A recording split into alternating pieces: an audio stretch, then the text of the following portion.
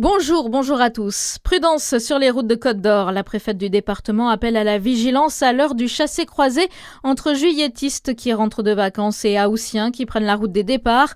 3 accidents mortels survenus en seulement 2 jours cette semaine ont coûté la vie à 3 personnes dans le département.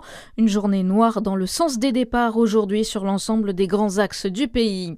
Dans le Var, la situation s'est brusquement dégradée depuis hier. L'incendie du Gros Bessillon, fixé depuis mardi, connaît une importante reprise. 1000 hectares supplémentaires ont brûlé. L'incendie géant en Gironde n'est pas fixé mais toujours contenu ce matin. Après une nuit jugée clémente, les pompiers se montrent plutôt optimistes. Le SDIS du Doubs renforce sa préparation face au risque d'incendie.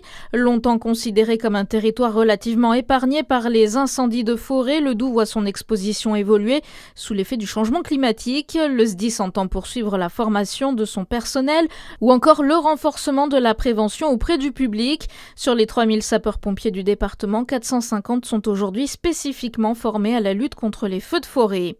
Le leasing social a dopé les ventes de voitures électriques en juillet. Plus d'un tiers des voitures neuves vendues le mois dernier en France étaient électriques, indique ce matin la plateforme automobile.